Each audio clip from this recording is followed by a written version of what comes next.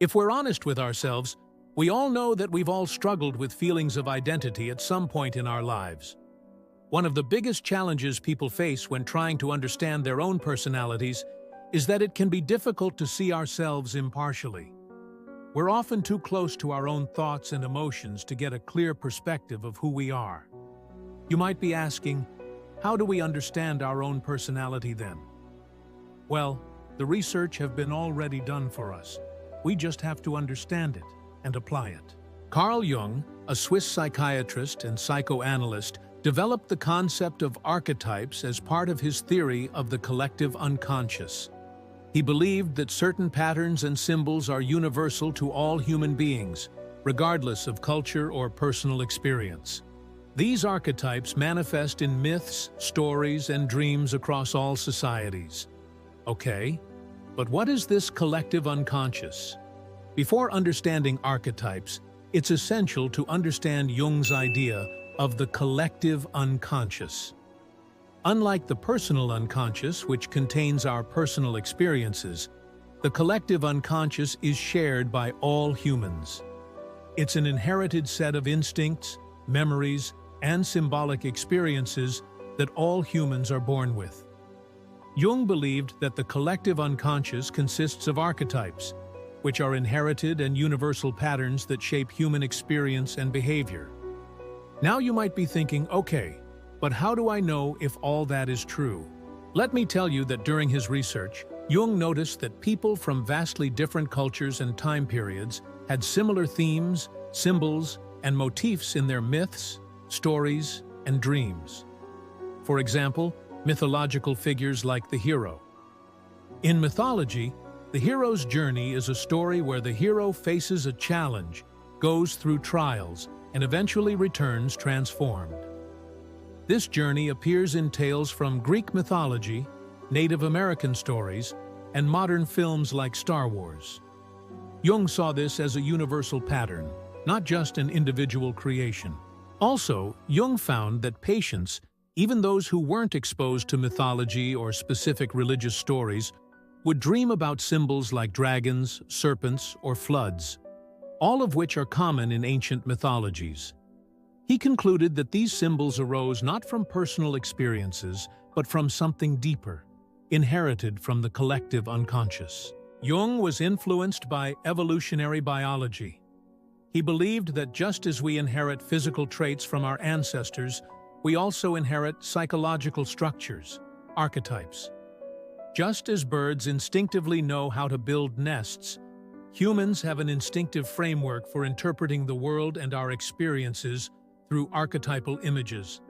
For example, a fear of snakes, common in many humans despite not having direct dangerous experiences with snakes, could be explained by inherited, instinctual fears embedded in the collective unconscious. So, based on that, what are exactly the archetypes? Archetypes are universal symbols or models of people, behaviors, and personalities that recur in stories, dreams, and myths across different cultures. These are not fully formed ideas, but more like potential or latent patterns of thought, behavior, and imagery that manifest in individual lives, myths, dreams, and cultural expressions.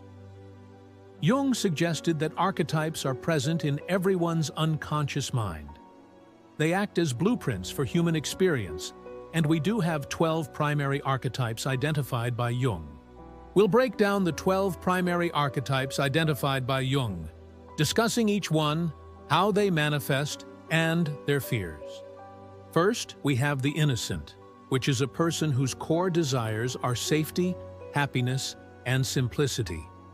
A person who fears doing something wrong or being punished. Their goal is to be happy and live in a simple, pure way. The innocent is represented by characters who are optimistic, trusting, and seek to do good. They believe in the goodness of life and others. Examples of this archetype are fairy tale characters like Dorothy from The Wizard of Oz or Forrest Gump. Next is the orphan, Everyman, someone whose core desire is belonging and connection with others. They fear being left out or rejected. Their goal is to find comfort, connection, and be part of a community.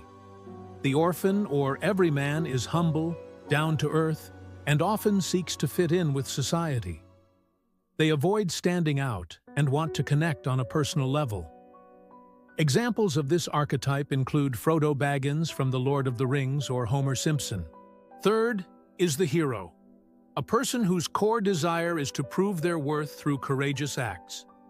They fear weakness, failure, or being perceived as cowardly. Their goal is to overcome challenges and emerge victorious. The hero is represented by characters who embark on a journey or quest, facing adversity to prove their courage, strength, and abilities. Examples include Superman, King Arthur, or Harry Potter. Next, we have the caregiver, whose core desire is to help and protect others. They fear being selfish or seeing others suffer. Their goal is to care for and support others, often at the expense of their own needs. Caregivers are nurturing, compassionate, and self-sacrificing. Examples include Mother Teresa or Samwise Gamgee from The Lord of the Rings. Then, there's the explorer, a person whose core desire is freedom, discovery, and adventure. They fear conformity or feeling trapped. Their goal is to experience a more authentic, fulfilled life by exploring new places or ideas. The explorer is characterized by curiosity, independence, and a desire for adventure. Examples include Indiana Jones, Dora the Explorer, or Lara Croft. Next is the rebel, outlaw, whose core desire is revolution and overturning the status quo. They fear powerlessness or oppression. Their goal is to challenge the system, break the rules, and create change. The rebel is often portrayed as an outsider, someone who rejects authority and fights against injustice. Examples include Robin Hood, James Dean in Rebel Without a Cause, or Katniss Everdeen in The Hunger Games. Following that, we have the lover, a person whose core desire is intimacy and connection with others. They fear being alone or unloved. Their goal is to build deep, meaningful relationships. The lover seeks passion, closeness, and emotional connection, often representing the romantic or sensual side of human nature. Examples include Romeo and Juliet or Jack from Titanic. Next is the creator, whose core desire is to create something of lasting value. They fear mediocrity or failure in creative expression. Their goal is to bring new ideas, art, or innovations into existence. The creator is imaginative, visionary, and dedicated to self-expression. Examples include Leonardo da Vinci or Tony Stark from Iron Man. Then, we have the jester, a person whose core desire is to live in the moment and bring joy. They fear boredom or being irrelevant. Their goal is to lighten the mood, bring fun, and sometimes challenge conventions through humor. The jester uses wit, humor, and playfulness to engage with life. Examples include the Joker, Tyrion Lannister from Game of Thrones, or Puck from A Midsummer Night's Dream. Next is the sage, whose core desire is to understand the world through knowledge and wisdom. They fear ignorance or being misled. Their goal is to find truth and share wisdom with others. The sage is wise, reflective, and often serves as a guide or mentor. Examples include Yoda, Dumbledore, or Gandalf. Then, we have the magician, a person whose core desire is to make dreams come true through transformation. They fear unintended negative consequences or the abuse of power. Their goal is to create change by understanding the universe's hidden forces. The magician transforms reality, often using deep knowledge or supernatural abilities. Examples include Merlin, Doctor Strange, or Neo from The Matrix. Finally, there's the ruler, whose core desire is control, order, and stability. They fear chaos or losing power. Their goal is to create a successful and stable environment, often by being in charge. The ruler is authoritative, responsible, and seeks to maintain structure and stability. Examples include Mufasa from The Lion King, Queen Elizabeth I, or Tony Soprano. However, keep in mind that these 12 archetypes are symbols or representations of universal human behavior, not real people.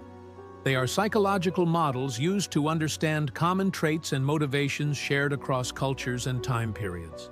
Real people can act like a certain archetype, but no one is just one archetype.